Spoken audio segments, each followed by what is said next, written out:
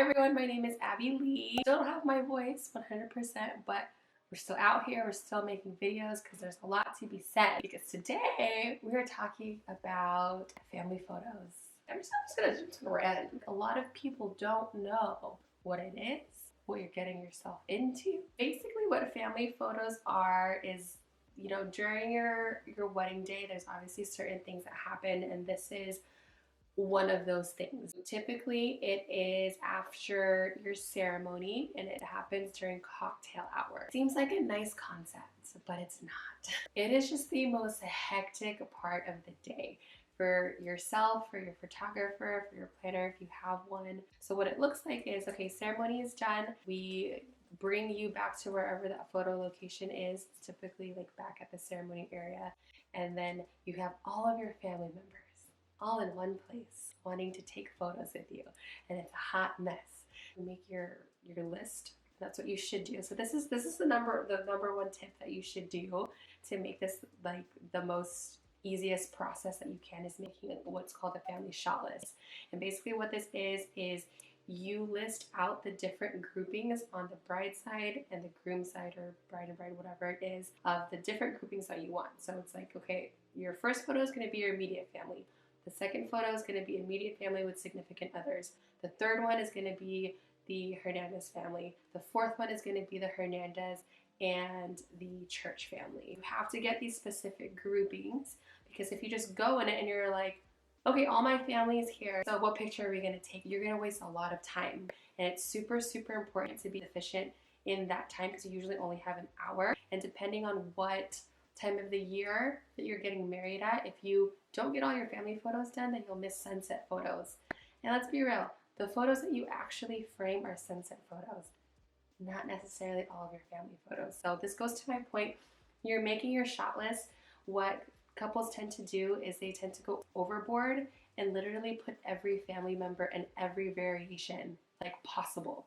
So it's like all of the cousins that are under 10 years old. And I'm telling you, the longer that your list is, the more hectic it's going to be. Like, you need to keep it nice and short. If you don't think you're going to like frame this photo, then think about it. When your lists are longer, that means you're going to have more family members in that area, and it's super annoying because it's family. So what tends to happen is you have aunts and uncles wanting to say congratulations to you, wanting to take pictures on like their phone, and like you just can't. It's just you're being pulled in just all these different directions, and it's gonna fluster you. This happens to every couple. I don't care if you're an extrovert, I don't care if you're an introvert, if you're super excited to see everyone, it's just very, very overwhelming. For your sanity, again, make a shot list and make it nice and short. And so when you have that shot list, what you should also do is assign, I like to call family wranglers, and this is a family member to identify your family members. If you have a planner or your photographer, basically they just help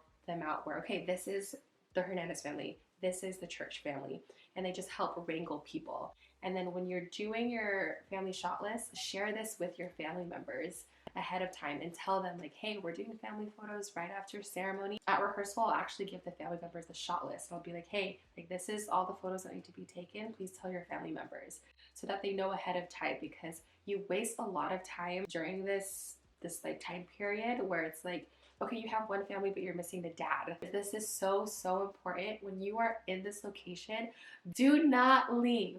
Do not leave to go get a drink. Do not leave to the bathroom, because what tends to happen is people are, oh, I'm gonna go to the bar really quick to get a drink. They'll go and then they get caught up in a conversation, and then like this group photo is waiting for that person, and it'll take like 5 minutes. Like, I cannot stress enough. You can wait. Tell your family members to not leave the photo area, I'm telling you, until you are dismissed by whether it's the photographer or the planner. The next tip is to get a really good seasoned photographer, because I have worked with really, really awesome photographers who are just really seasoned and who could command a room, a group, or whatever it is. Because again, when you're having, let's call it 30 family members who are super excited, who are just, energy is really high, who everyone wants to take a picture with you, you need someone to kind of like, okay, let's go. I like to only allot 30 minutes, for family photos, and the rest of the 30 minutes for like more bridal party or romantics or whatever it is. And so having someone that can just expedite that list super fast and not be shy, and not to be afraid of, okay, next group, okay, thank you so much, okay, next group, and not being afraid to like cut conversations or whatever it is, and just being like aggressive without, again, like they don't have to be rude, but you have to be very forward and aggressive to get this list going. You cannot waste time, because if you go over for family photos, you'll usually miss like sunset photos, and those are like the ones that you want. And then just things start to like run late, right? And if you're running late on things, it affects everything. It'll affect the kitchen, it'll affect your bar hours. You may have to go into overtime. It eats into your dancing. It takes up so much time.